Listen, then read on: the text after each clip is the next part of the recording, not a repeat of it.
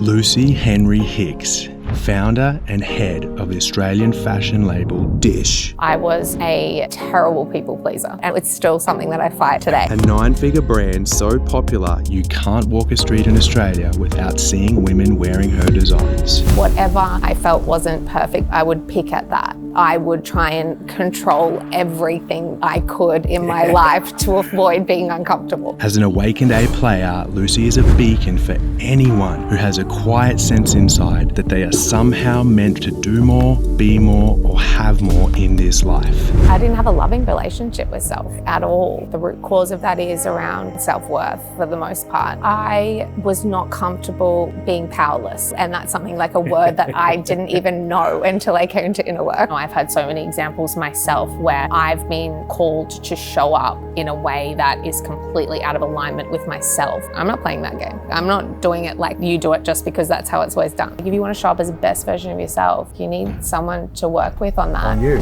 Yeah. Listen now to learn the secrets behind her unconventional yet wildly successful approach to having it all. Health, wealth, family and relationships, all while living her purpose in line with her values. This one cannot be missed.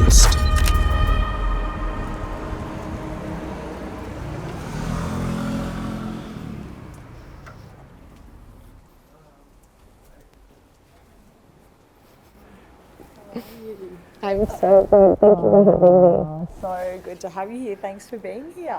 So good to see you, mate. How Can't was wait the to drive? share this. It was good. I'm excited. Yeah. Great. Excellent. I'll leave you to it. Okay. Let's get this Thank you. happening. Come on down. Okay.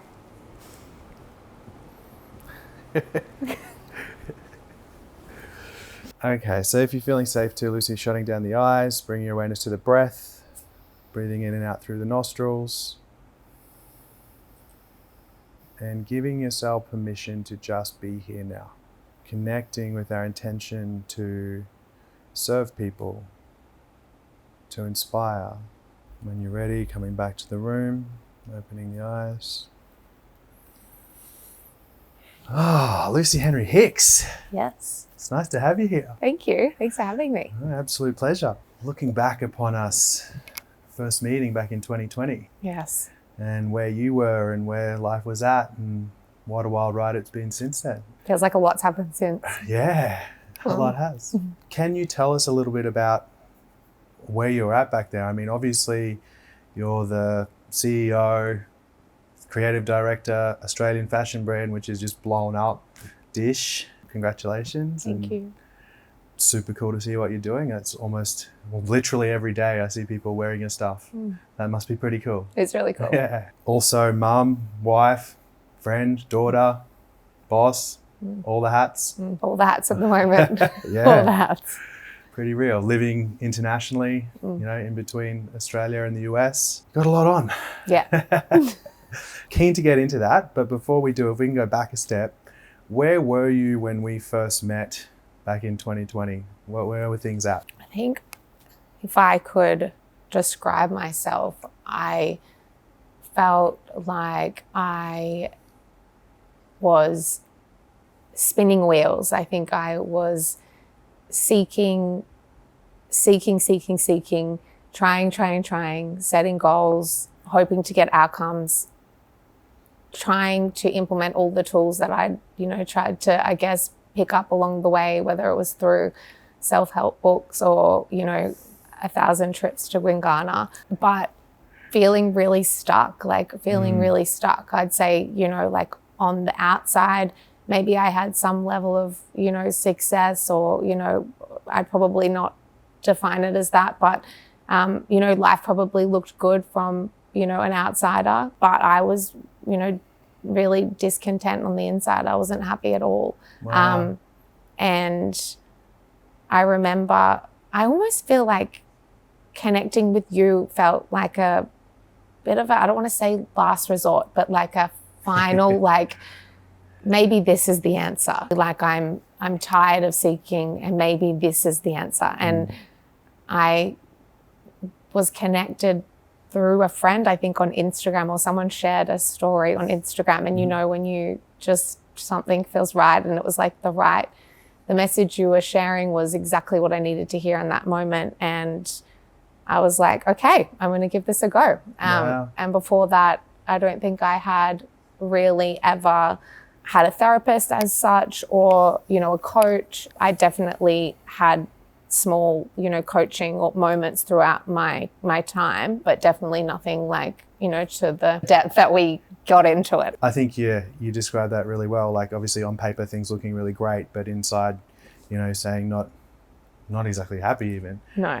And I remember you just saying like discontent. Like, I've got all the stuff. I remember you being like, and I've got all the stuff. I've tried all the stuff. I've read all the self-help books. And obviously you know, super intelligent woman, and you do know all the stuff. But it was like, you're still like, I just don't feel it inside. Like, what's the deal? What am I missing? Yeah. I think I had all the theory, but I didn't know how to apply that in practice. Yeah. And what I understand now is, you know, there was a whole lot of self-discovery that needed to really come first before, you know, I was even going to be at the place where I could start like applying tools to change my life. And so Totally. I guess that's what we started first, I think, was really just like self-discovery. I think it's an area that a lot of people intellectualize. Yeah. Right? It's like reading the books and I understand, oh yeah, I'm critical, I have low self-esteem or bad self-talk, or I lack confidence or whatever it might be. And so they can talk about it a lot, you know, and I've still the kind of analogy from Wayne Dyer where he talks about, you know, you can be the world's foremost expert on honey and bees and understand the molecular nature of it and all the migratory patterns of all the bees, and you know everything there is to know about bees on the planet. But until you've actually, you know, tasted honey, you don't know what the hell you're talking about. Totally. That was me. I like could talk the talk but could not walk the walk. Yeah, okay. Yeah. And so self-discovery or inner work, what were some of the things that kind of came up for you there when we started? Like, what were the big ticket items that were in your way? For me, I would say perfectionism was a big theme that came up a lot. Yep. And I guess now I understand really what the root cause of that is. That really is around, you know, like for me, it was around self-worth for the most part, you know, like perfectionism was the behavior, but why was I, you know, behaving like that was really around like my self-worth and how I thought about myself and how I spoke to myself, you know, and I didn't have a loving relationship with self, like at all. Yeah, that's awesome for you to share that, because I don't think many people at your level would admit that publicly. When you say, I didn't have a loving relationship with self and self-worth, what would I hear? If I was inside your head back then and I could hear your thoughts, what would be some of the stories you might tell yourself, or how would that perfectionism kind of show up? Yeah, I guess in true perfectionist nature, you know, it would sort of be two-pronged. It would either be, if I can't be perfect and I can't do it perfectly, then don't do it at all. And I think that was really around trying to keep myself safe, right? It was like, how do I keep myself safe from having to be seen or having to push myself out of my comfort zone? Or conversely, when I did choose to do the thing and push myself out of that comfort zone, I would set these incredibly unrealistic, you know, expectations for myself, and then, you know, naturally always fall short because none of us are perfect. And then I would, you know, beat myself up. So, you know, it was kind of like a zero-sum game. It was like a lose-lose. So, you know, some of that dialogue might have been, you know, like you could have done that better, or you should have said that, or, you know, you missed the opportunity to, I don't know, meet that person, or you should have, you know, pushed yourself harder, or really just like whatever I felt wasn't perfect about the way that I had shown up, I would pick at that. Again, no one's perfect. Yeah, sure. So there was always going to be something that I could pick at. Totally. Yeah. And it's interesting, like, again, intellectually, everyone kind of knows that. Yeah, like no one's perfect, we're not going to be, but when you're in that and you're in that belief pattern, and, you know, I obviously relate myself too, back then it's like, yeah, I know that, but in this instance it's true, and I'm not enough, and I could have done that, and it, you know, like I can really get the whip out and beat myself on that. Yeah. And wow. I think being, you know, like I would characterize myself as like a typical sort of A-type personality. I've always been, you know, seeking growth. I've always been, you know, like I would say, you know, striving to be a high achiever. So I think you can kind of wrap up a lot of that negative self-talk in, you know, well, other people aren't perfect, but, you know, you should be better because like I expect more from you because you're not, you know, average or whatever and it you're is. You're trying to progress something. and be someone else. Yeah. Yeah. And not so real. did that work for you? Did that get you what you wanted? I think like definitely it can get you a certain level of success, Sure. you know, and defining, I mean, success and how we define that, obviously that's very like ambiguous in a lot of ways, or, you know, it's very self-determined. But Sure. I think, yes, like I think, you know, people can do great things and not necessarily have a good loving relationship with self, but I think it will only get you so far, Agreed. right? And then I think there's sort of a tipping point where it's like if you want to go from, you know, great to kind of really extraordinary or really, you know, push boundaries, I don't think you can do that without loving yourself and having a good relationship with self. So good. I love that. Okay, so was there something underneath the perfectionism?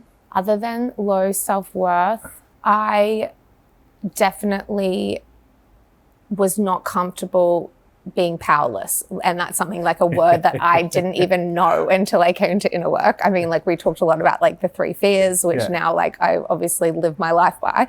But yeah, powerlessness, which really is, you know, being in a situation where you're not in control. Again, we all know that we can only control ourselves in most situations. We have no control over, and we, you know, can't control other people. So there was definitely a really deep sense or aversion to being out of control.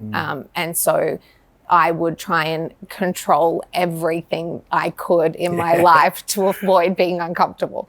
And that was also very painful in terms of just the mind, like just running circles, burning your own mind out. Totally. Yeah, it's exhausting. That's probably what I'm trying to say. Yeah. Totally exhausting. And do you think when you're running that, like trying to control everything and micromanage life or details or whatever it might be, was life kind of smaller, or was it? Smaller. Life was smaller. And would you say for people wanting to kind of, you know, reach their potential and expand, that was something that you might need to look at and face and get mastery over? Absolutely. Like I couldn't do what I do now if I tried to approach life with that same mentality. Like there would just be absolutely no way that I could show up and do all the things that I do in my life with that, you know, approach. I always think of it like white knuckling, like, and I still fall into those habits sometimes. You know, that'll be the thing that my husband will be like, hey, you're trying to micromanage me. And I'm like, okay. For me, the only way that I have been able to be successful is to find flow. Wow. Tell me about that. Flow? Yeah. Flow for me is living in a place of alignment, and what I describe as alignment, or what I see as alignment, is making decisions almost holistically from my intuition and my gut. And taking inspired actions when the invitations present themselves to me, but then also letting go of the outcome. And this is something that you taught me. My job is to show up as the best version of myself every day, and to be in a place of peace and calm to receive, you know, the messages or the downloads or whatever it is that nudges my intuition to tell me that something is the right thing to do, or, you know, the wrong thing to do. And my job is really to listen for those like instincts or those, that feeling, and then to act on it. And, you know, the rest is outside of my control. And then I let go. In the past, what that would look like would be, if I was making a decision, I would try to intellectualize the outcome and be, okay, if I do this, then it's going this, and then this will happen, and then this will happen, and then this will happen, and then a year from now this could happen, and then this could happen, and this could happen. And that is a silly way to make decisions, because no one knows what's going to happen in the future. Right. And also be like so out of flow and so out of alignment, because I'm trying to make a decision from my mind, and, you know, that's not my mind's job. Correct. Well, that's not how I see it anyway. No, well, I mean, you know, I agree. Yes. And at best, my mind is, you know, a hard drive of the past, which is geared to, you know, be more scared of things than looking for, you know, opportunity. So it's probably going to run me into brick walls more often than not. Yeah. As a concept, I obviously love that. You know, but I think for people listening, they might be like, okay, sounds cool.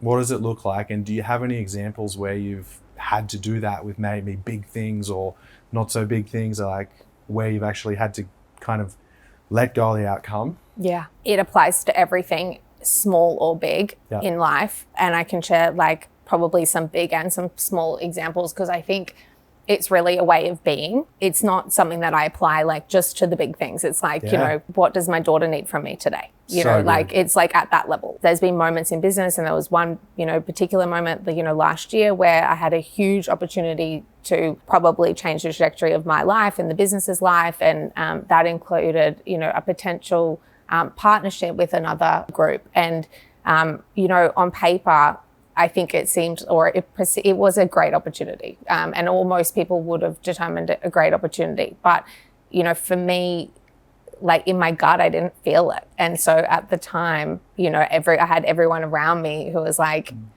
of course, you're going to do this, right? You're going to do this thing. And I was like you'd be mad not to. I remember having the conversation with you and you were like, everyone's telling me I need to do this thing.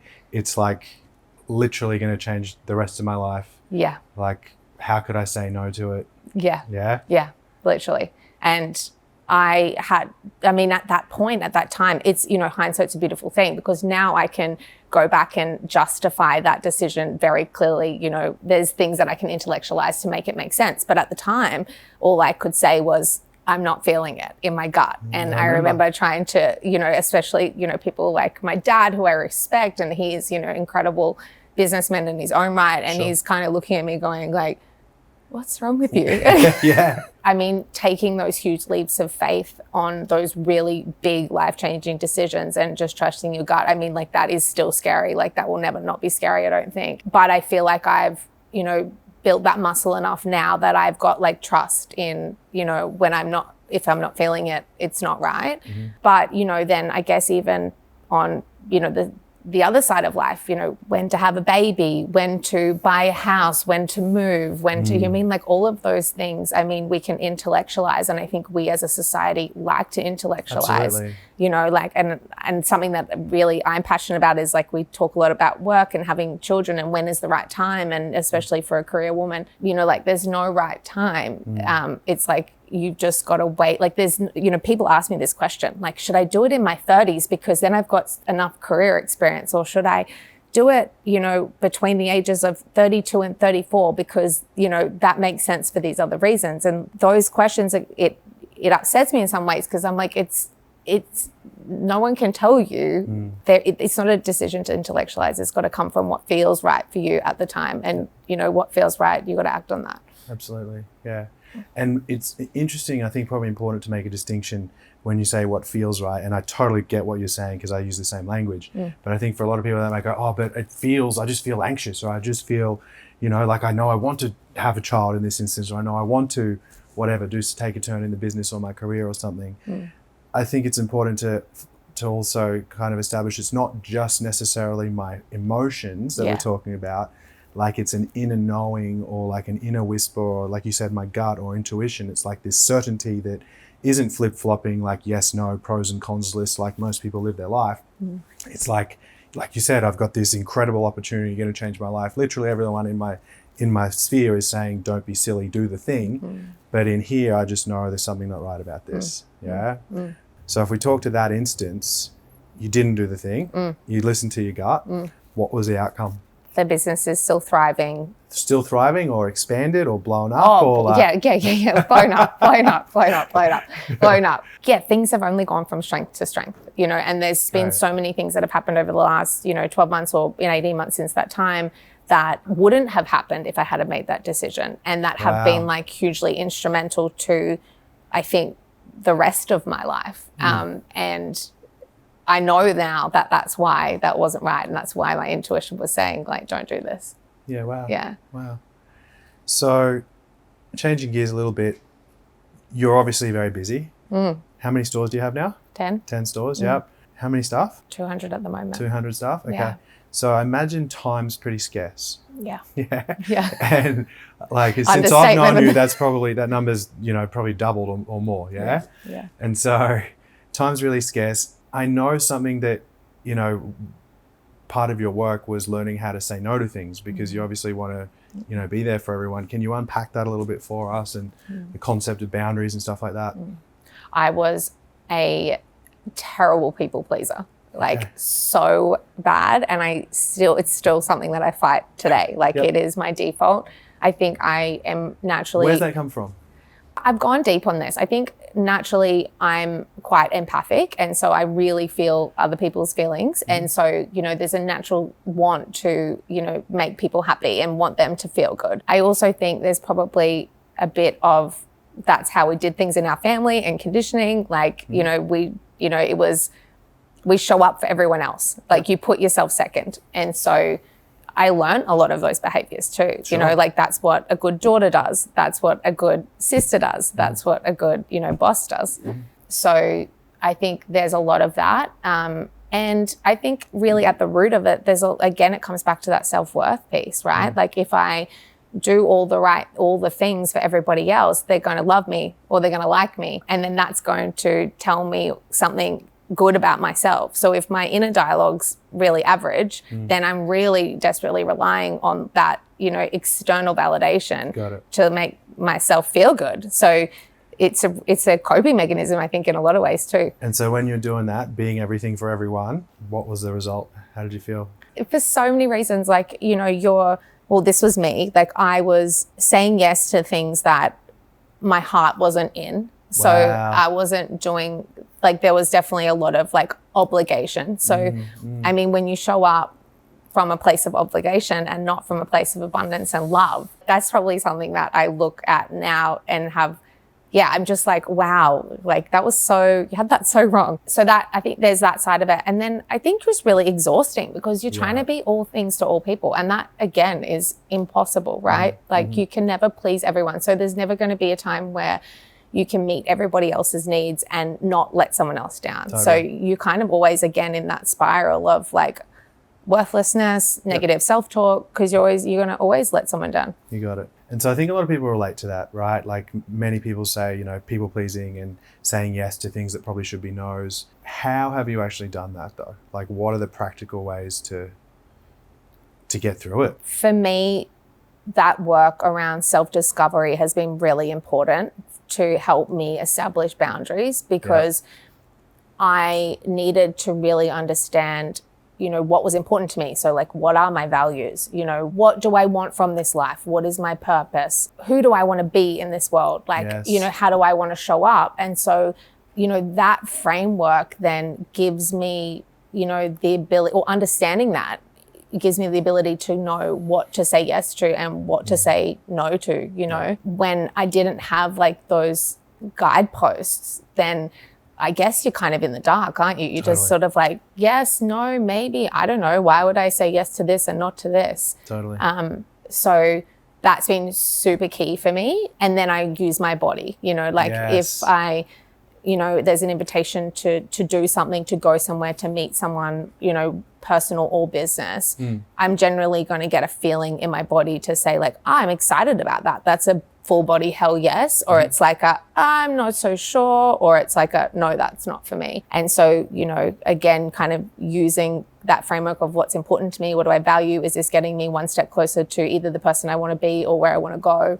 Or is my body telling me it's the right thing? Like that just helps me, I think, to, you know, be sure about what I'm doing or committing to and, you know, what I'm saying no to. Yep, totally. So it's like a clarity around my identity and who I'm trying to be and who I'm going to, you know, gaining the trust and respect of, you know, my future self or myself even. And then also within that framework, listening to what it feels like ultimately. Love it. How has that been received by people in your life? Because setting boundaries sometimes isn't pleasant. No. You know? No. To people that I am really close with and that love me deeply, like my family, that was an adjustment. Yep. That was uncomfortable at the beginning. Yep.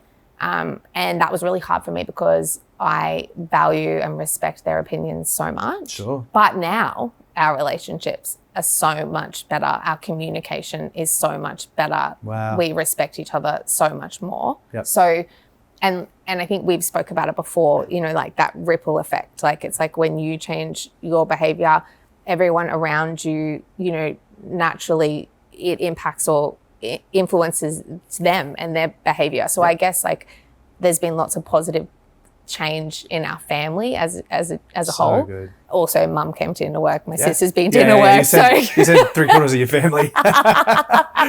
So we were all learning, I guess, at the same time. Yeah. So I think uncomfortable at first, but then amazingly beneficial long term. I mean, it still can be uncomfortable. You know, I think even just little things will come up all the time, like with work. Everyone's got an agenda. Everyone wants to do things, you know, like that's the nature of business that we're in. And, you know, we've got a big team and everyone's ambitious. And, you know, I really genuinely want everyone to succeed and to have a go. But again, I'm the gatekeeper. So, you know, I'm saying no a lot of the time. And you can feel that people are disappointed, you know, like you can sense that, you know, maybe that wasn't the answer that they wanted. But you know, at the end of the day, like I have learned to sort of disconnect myself from other people's feelings and to, you know, be really cognizant not to like own someone else's emotion towards something. And if I ever do feel like I'm taking that on a little bit, like I've got, you know, practices that I do to kind of shake that off because that can be something that I, you know, do, like take on the feelings of someone else.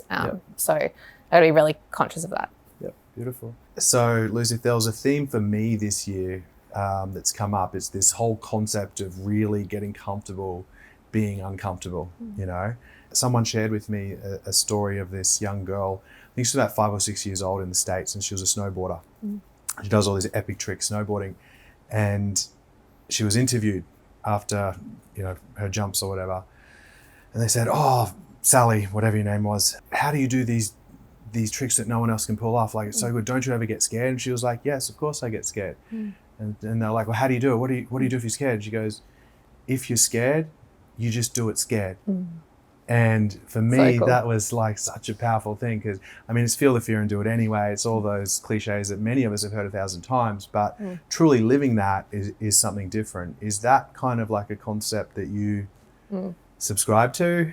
Yeah, this is a big one for me right now because I would say, you know, I left my comfort zone a long time ago. So like this is like on the daily. I'm like, and anyone who says they know what they're doing doesn't know what they're doing. Like leaning into that feeling of discomfort and really feeling the power in that. How do you apply this concept of getting comfortable being uncomfortable? Being comfortable with being in fear and not, you know, intellectualizing that feeling to say, this means I shouldn't be doing it. You know, it's like meeting that fear and like finding peace with that fear and knowing that like our mind, like this is what I always think about, you know, I'm like, okay, I'm so far out of my comfort zone, you know, like I'm doing things every day that are stretching me, my capacity, my, you know, experience. Now understand that my mind is hardwired to keep me safe. So, you know, before I understood about, you know, the 3 entities that live within me, which was my mind, my body, and my soul, I would often associate me with my mind, right? And so when my mind was saying, this is really scary, don't do this thing, that's a really bad idea, I would listen to that because I thought that was my true soul speaking. But now I understand that's not. And so, you know, my mind's trying to keep me safe. Thank you, mind. You're really good at keeping me safe so I don't walk across the road or put my hand on a hot stove. But when it comes to things that I want to do to grow, like my mind, you need to get out of the way. I use, you know, techniques that help me, I guess, like manage the feeling in my body. So meditation's a huge one for me. Beautiful. To find like a sense of calm, even when I have that like little buzz of anxiety, like that's normal, I think, like, and also not feeling like there's a problem with that. And then I just push myself and do it anyway. And then on the other side, I'm so proud of myself and I'm so like elated that I did something that really scared me. Then I guess I hold on to that feeling to go again next time because I know how I'm going to feel on the other side. Just got to do it. So good. So good. And so your world expands then, right? Yeah. Yeah. Yeah. So like that would be a key message for me to people. Like it's if you know it's right in here, yeah, like you've just said it so well. If you know it's right in here, but my head might be giving the 10 really plausible reasons as to why I shouldn't, or it's not the right time, or whatever it might be. And my body could be freaking out. Like you're saying, like my body's experiencing anxiety, my body's experiencing fear because my mind's literally shouting at it, telling it how it's all going to go wrong any minute. but in here, I know actually this is the thing I need to do. Yeah.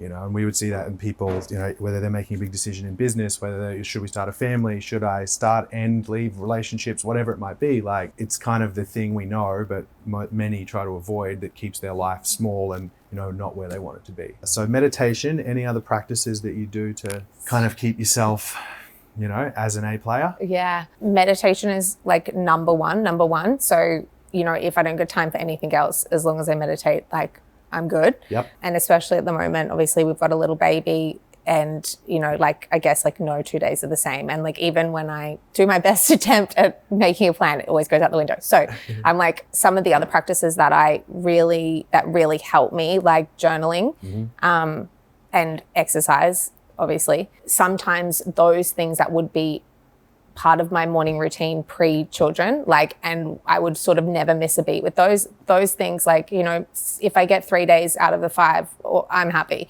but I've got to meditate every day, you know, and even if that's, you know, only 10 minutes, like, and even now, if that's not first thing when I wake up, because that used to be my commitment to myself, like as soon as I open my eyes, I need to go straight into meditation. Now I'm a little bit more flexible, like, if it's, you know, in the first half of the day, then I'm still, you know, I'm doing well. That would be the number one practice. Journaling for me also is big, and probably something that I'm getting more time and space to do on the weekends, because inherently I'm a feeler. So I interpret the world through how I feel, and how journaling helps me is it helps me to make sense of those feelings. So it helps me to process, it helps me to articulate what those feelings are. And I often find as soon as I write, it just comes out. And so it helps me to be clear and to clarify. I know everyone's super different though, like, you know, that's a particular thing for my personality, and that's why that works really well for me. Not to say it works for everybody. And then obviously exercise, like you know, you got to move your body, you got to move energy through your body. There's, you know, everyone knows the science behind that. And you can't take that for granted. Completely underrated. Yeah, I think so. Yeah. I think for so. mental health and emotional health. Yeah. Yeah. Most people link it with physicality and, you know, looking good or fitness or whatever, which are all important, but I think underrated for mental and emotional health. Totally. And probably like to that point, the style of exercise has changed a lot too. You know, like right. I'm a lot more time poor probably than I've ever been before, and also seeking, you know, space and calm to process. So, you know, what used to be a lot of time in the gym and probably a little bit more like high intensity exercise, like now it's yoga and walking is pretty much my go-to. And that also, to your point, like there's a physical movement component, but there's also like I'm regulating my emotional like well-being as well. You got it. Yeah. Beautiful. So obviously we've worked through a lot. Like when you say self-discovery, we've gone really deep and we won't unpack everything here. But is there a concept or a principle or something that's kind of stuck with you through your inner work journey that's kind of made a big difference in your life? Yes.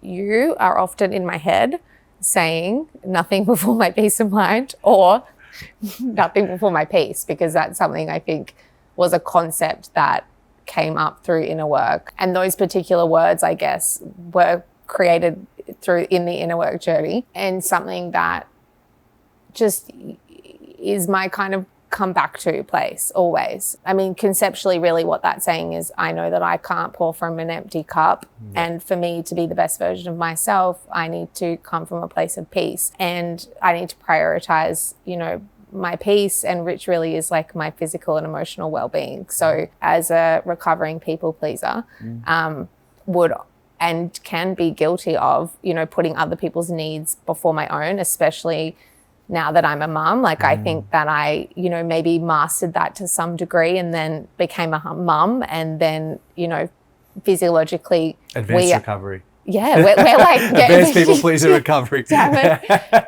And we're primed, right, to, you know, like we're physiologically primed to put the needs of our baby and our children before our own. And so I, through this last, you know, 18 months, saw myself in those early months kind of slipping back into this place of burnout, because I was, you know, trying to do it all and, you know, give everything that I had, you know, to my baby, to my family. So grateful for inner work during that time, because it was like, what am I doing? I know better than this. We need to reframe. Again, in parenting, I guess, and in motherhood, you know, my partner and I, my husband and I work together to, you know, make sure that, you know, I can get that half an hour on my own, or he can get that half an hour in there. Like that is something that I think we almost like, we prioritize above all else in our family, because we both know that if we fill our own cups, then together, you know, we're going to be stronger. Totally. Yeah. Totally. Yeah. We've got a traffic light system at home, Eve and I, where we talk about, you know, she's like, I'm a code orange. So it means you know, things are getting a bit hairy. I'm an orange plus, I'm an orange plus plus. I'm a red, and it's just like, okay, tapped out. I Like, love that. I need to take a minute or a break or half an hour, whatever it might be. Yeah. So any kind of real world examples of nothing before my peace of mind? You know, probably that in parenting, you know, that I've learned that 30-minute break and that time to myself to restore is so critical. So even though at the time, like, it might not make sense, like, I'm like calling my mom and saying, like, you know, I need you to get over here. And she's like, what's happening? Has something really bad happened? And I'm like, well, not really. I just like need a breather. I probably in the past wouldn't have done that. I wouldn't have seen that as a reason enough to like kind of call in the support. Sure. But now I absolutely do. I'm like, and just a simple half an hour will change the day, will change how I show up, will change my well-being for like, the next 24 hours. Yeah. Can I share a couple of examples I remember of you specifically with this? Yes. I remember one time sitting on the couch back in Albion, and you were like, I've just got all this stuff to do, and there's all these things on my list, and I've got to go home, and, you know, my partner wants to go to dinner and this and that. And I remember just saying, Lucy, just stop. What do you need?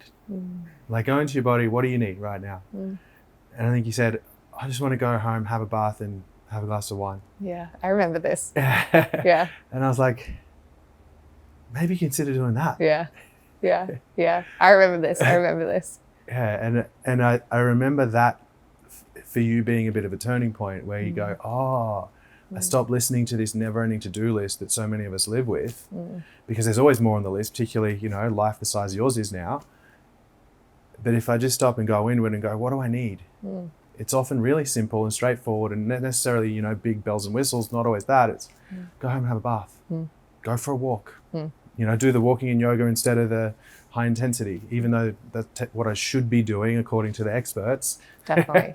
This is what I know to be right for me. Inevitably, you know, advocating for what you want, you know, can be letting other people down. But, you know, I think again, for me, as I've built my confidence in myself and, you know, really a deep, loving relationship with self, now I'm, you know, very like comfortable and confident to say, like, this is what I need. And I know that that might not be what you want me to do or what you were hoping for or, you know, whatever. It's what I need. So it's what I'm going to do. And ultimately that benefits everyone long term. Yeah, totally. So good. Okay, so as a visionary and, you know, leader of a household name now, woman in business, mum, CEO, 200 staff, you've obviously have a lot of women coming to you for advice, perhaps seeking, you know, guidance on how do they, you know, reach their full potential and be the best they can be, perhaps in their careers and their life, or as a mum. Like, what advice do you have for women in that position? You know, I have built a company around empowering women in business. It's what I'm, you know, so passionate about, because I think, you know, there's so much that's unique and important that women bring to business. And I think in this ever-changing world, you know, it's really, you know, what's necessary and where business needs to move. But I think as women, we naturally lead more intuitively. I think we usually, you know, these are general like terms. So I'm very like careful not to, you know, I guess, you know, stereotype. But I think women, you know, generally have a high level of emotional intelligence. We bring, you know, a sense of balance and flexibility, and all of these skills are so important in business and for businesses to succeed. And what I watch time and time again, which, you know, upsets me and something that I'm really passionate about changing, is that, you know, women and especially working mums will, you know, want to pursue a career and want to have, you know, both, which I absolutely believe is possible. It's difficult to fit into the constructs of this patriarchal business structure that has been created, you know, and often women will either feel like they're failing or they're falling short, or they'll conform to, you know, basically abandon themselves and, you know, the way in which feels natural for them to operate. I think as working mums, naturally we need flexibility. We need the ability to, you know, do business differently. It doesn't mean that we don't get it done. It just means that it might not look like the 9 to 5 from the open plan office that, you know, we are all used to seeing and that we've been told is the right way to operate. So I often, you know, have those calls from, you know, some of my team members, my child's sick today, I can't, you know, come in, you know, and they're shaming themselves. They're, you know, they feel really bad. And it's like, no, it's okay. Like, you know, you're a mom, you also are committed to your role. Like, there is this give and take. And, you know, I know that they're going to get it done, and we do get it done. And I hope that, you know, we as a business are able to demonstrate that, you know, there's other ways of operating and you can still get incredibly successful results, because like we are doing it differently and we are getting really amazing results. So I guess watch this space to some degree. So good. I love that. And I think you're speaking to, like, even at a deeper level, it's not just necessarily men and women. Like, yes, that's how it shows up 95% of the time, but it's that deeper kind of masculine and feminine energy that you're actually talking about. Yeah, right? totally. Where, you know, for men, it's like that structure, rigidity, taking action. Like, everything has to be, like you said, 9 to 5, and the meeting's going to be an hour long, and then you have a lunch break and you leave on 5 or whatever it might be. Whereas if I'm operating in that feminine energy, which is the opposite of that, it's flow, you know, it's creativity, it's, you know, letting things go or allowing surrender. It can't follow the plan, you know. And if you speak to any, I mean, you're a creative yourself, any artist or creative, it is a bit like all over the shop sometimes. That's how it can appear. Yeah. But that's actually where the magic happens. Yeah, Yeah. definitely. I think you articulated that so well. It really is that masculine and feminine energy that, you know, is at the core of it. And I think, you know, business traditionally is built, or successful business, we're told, you know, you need to operate in a masculine way in order to be successful. You know, I've had so many examples myself where, you know, I've been encouraged or called to show up in a way that is completely out of alignment with myself, but exactly how you should, you know, approach a particular, you know, scenario as a boss, as a leader. And, you know, having, I guess, like the courage and the confidence now, like I do, I'm like, I'm not playing that game. Like, I'm not doing it like you do it just because that's how it's always done. Like, I'm not doing that. I hope that there's more of that as women, you know, get into leadership positions and are able to, you know, shift the dynamic. But like, the reality is there's still such a long way to go to get women into the leadership positions, you know, and like we're seeing that in, you know, statistics. So even in our industry alone, like, it's in retail, it's 80% women in the workforce, and then at the top there's only 20% in leadership roles. Wow. So, you know, like, what's happening in the middle that's not getting women to making decisions or into the decision-making roles? Do you think this hyper kind of masculine way of working, like traditionally, might impact that a little bit, like leading to things like burnout, or like you're saying, people feeling like there's, you know, something wrong with me because I'm a woman and I've, you know, trying to raise a family, but I can't, it feels like I can't stick to this kind of, you know, old school way of doing things. Do you think that might be a contributing factor or something that's an issue here? Yeah, definitely. I mean, Google would tell you that if you want to be successful, then you need to burn yourself out, skip meals, be always on, pick up your phone at any time. Like, this is the messaging, you know, like, success equals this. You know, I've had so many stories of, you know, women who are really successful in their roles, you know, telling me that, and the examples that have been shown to them of, or demonstrated to them, of other really successful women who have had kids, they'll start their day at 4 a.m, they'll work until 7 a.m, they'll do the kids, and then they'll get into the office, they'll leave at 4 so they can have time with their kids, and then they'll get back online at 9 p.m, and then go until midnight. So like, they're sleeping from midnight till 4 a.m. Like, and that's what you need to do in order to be able to do it all. And I guess what I'm saying is like, no, like, that's not right. And the only way that that's going to change is if we change our expectations as businesses and we change the way that we operate. And I feel like the only way that's going to change is if women are leading that change. You know, I don't expect probably men at the top to be leading that change or to understand, I guess, some of the nuances of what, you know, women need to be successful in business and to be, you know, successful working mums particularly.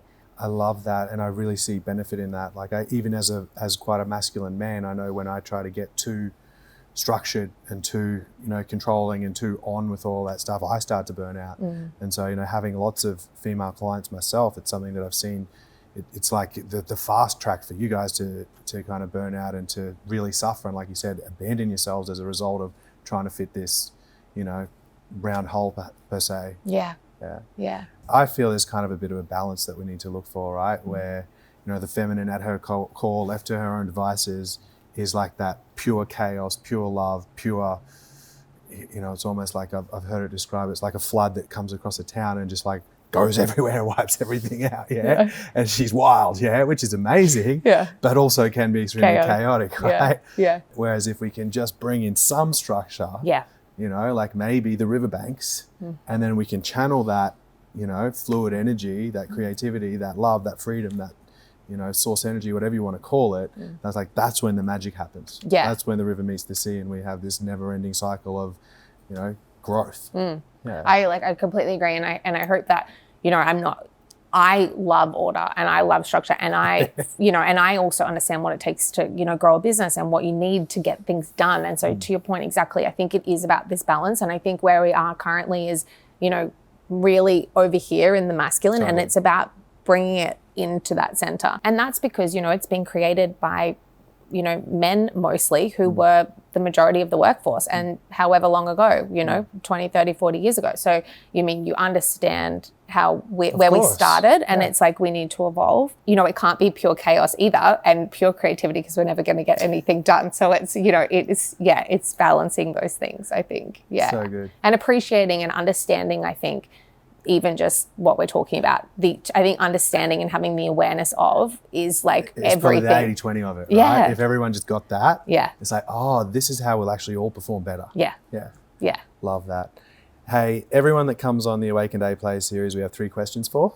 Question 1, what do you want us to know about you, Lucy Henry-Hicks? That I am perfectly imperfect. And the reason I say that is because, I don't feel like there's anything special about me. And I want everybody to know that they can have access to their, best life ever. Like this is on the table for everybody. But I would say, I think what important for me, or what I hold true and what, delivers results in my life, is that I am, courageous, and I push myself out of my comfort zone every day. And I'm committed to living my best life ever. And, I'm so aware that I've got one shot at this, and, I want to make the most of it. So like with that perspective, I approach life. But, me, I'm still perfectly imperfect. I love that. That was solid. Question number 2, what don't you want us to know about you? I found this question really hard because I really hope to be an open book. I really hope to share, deeply my insecurities, my fears, my thoughts, in the hope that it's going to serve somebody else, because that's what has served me along my journey, is other people sharing their stories and me seeing a little part of myself in them. I don't want people to know, we were talking earlier about, I said, I find parenting really hard. I would say leading a business is way easier than being a parent. Way easier. I tend to agree. For me, it's like I'd much prefer to be at the office and at work, not because I want to be away from my family, but because I find myself way more comfortable in that environment. And it's just like you said, it's hard. It's really hard. What's something that you're currently working on in your own inner work journey? I would say probably what is most front of mind and most, poignant right now is around being really like flexible and like kind with myself, and being really like cognizant, just continuing to be really cognizant of, want to please everybody. That will always like come up for me. And I mean, especially with the young baby, I think I mentioned it before, nothing goes to plan, ever, like even with my best attempts. And trust me, like I've got all the people to help me. Like we've got schedules and we've got, plans and logistics and, but it almost never works out. And I am really like sitting in the fact that like that's absolutely okay, and like to not own how other people, might feel if I have to change plans, or if something, doesn't turn out as we'd hoped. Like it's often probably around like letting people down and not being able to like, be there. And I think being a working mum, like it's the only way to be. Like, it's the only way to be, because otherwise, you would just spend a lot of time beating yourself up. Wow. So I'm really good at being okay with good. Like I live by that saying of like, don't let perfect get in the way of good. Like good is good enough. And as long as I'm like moving forward and taking inspired action every day, if it's a little messy, like I'm cool with that. Love it. So good. Thank you. That's okay. Lucy, last question. If there's anyone watching this and they know that they want to be more, do more, have more from themselves, they know they're meant to do some big work in this world, but they probably also know that there's something inside holding them back, what advice would you have to them? I would say get an inner work coach. And I know that I'm not just saying that because I'm here. I really believe that, you know, whether it's an inner work coach or a therapist or whoever it is that, you know, is your you know, choice to unlock your true potential, you need to understand yourself and you need to work with someone, I think, that can take you on that journey. I don't think you can do it yourself. Certainly at the beginning, you know, you need that accountability to show up, whether it's, you know, those fortnightly sessions or weekly sessions, or to keep pushing you to dig deeper and to look, you know, further into yourself. I think that's what a coach, you know, does. And that's why I keep sending everybody your way. Sorry. Very grateful. And I know that to be true too, because everyone that I am inspired by or that I look up to, or I think, God, you're doing some cool stuff, you know, they're working with someone, they're working with a coach. I mean, it's no different to PT and a personal trainer or, you know, a business coach. Yeah. You know, if you want to show up as the best version of yourself, like you need someone to work with on that. On you. Yeah. Yeah. Yeah. So amazing. That would be absolutely a non-negotiable, I guess. Wow. Thank you so much. Thank you. Thank you. You didn't need to get me anything, but I'm also grateful. I love this. I love this. I love this. You always have your book. Oh my God, I always have my book. Yeah. I was going to say, like, I live with these books. Like, He does. And I collect them. Oh my gosh, guys, I really appreciate that. I will use this and I'll think of you both. Thank you. You're welcome.